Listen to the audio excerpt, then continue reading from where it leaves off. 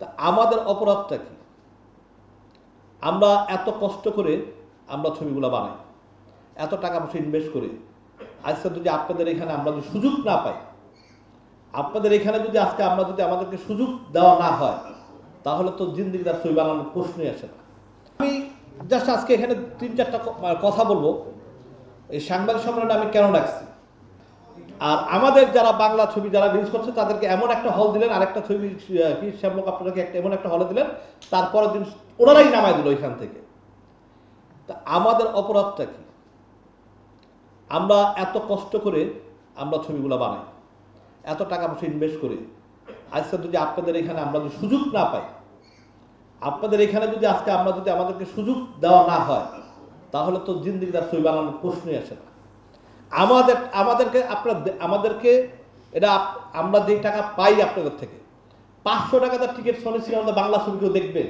আমি ইকবাল দেখবো কোনোদিন? এবার আমার সাথে সিনেমা দেখতে হলে তো আমার সাথে 2 জন যাবে, 3 জন যাবে, 4 জন যাবে, আমার 5-6 হাজার টাকা খরচ আছে এখানে। কে যাবে ভাই বাংলা ছবি 5-6 হাজার টাকা খরচ করে সনি সিনেমা দেখতে? আর যেখানে দিচ্ছেন নব থিয়েটার, সেখানে আমি জীবনের প্রথমেই শুনলাম যে এখানে একটা সিনেপ্লেক্স আছে। আমি জীবনের প্রথম শুনলাম ওইখানে।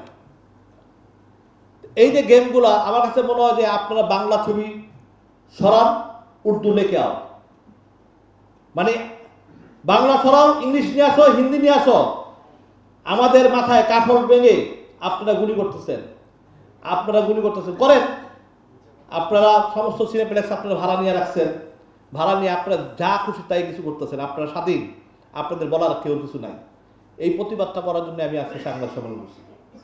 আমার যারা এখানে আমার যারা সিনিয়র গার্জিয়ান আছেন, ওনারা বলুক যে আমি যে কথা বলছি একটা রং কথা বলছি কিনা। আমি তো আমার অধিকার চেয়েছি।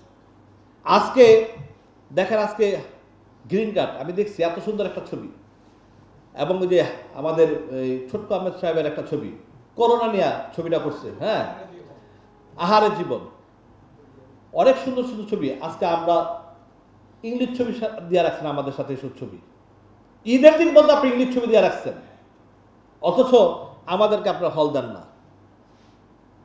এটা এই দুঃখ আমরা কারে বলব? যাই হোক,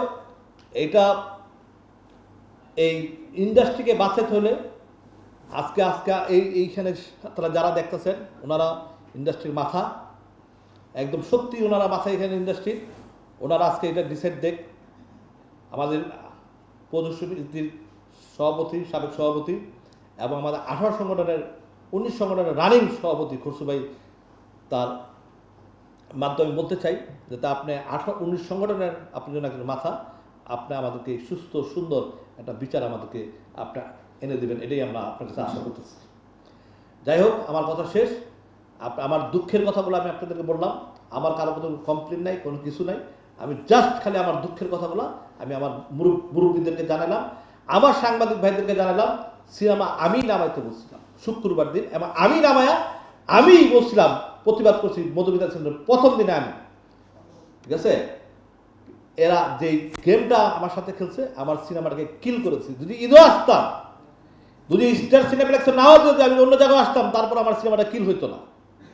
এই টোটাল ডেড বডি কিল হওয়ার পিছনে 1 নম্বর স্টার সিনেপ্লেক্স দায়ী, আমার এই ডেড বডি কিল হওয়ার জন্য। নাহলে এই সিনেমা আমার জীবনও কিল হয় না, জীবনও কোনো সিনেমা কিল হয় না। আপনারা দেখেন আমার সিনেমার আর্টিস্টগুলো কারা কারা ছিল। যাই হোক, ওটা আমার দেখার বিষয় না, ওটা আমার ভাগ্যের ব্যাপার। ওটা আমি এটা নিয়ে আমার কোনো হেডেকও নাই। আমি বিচার দিলাম আমার গার্জিয়ানদের কাছে, ওনারা ডিসাইড করবে। Thank you. আসসালামু আলাইকুম।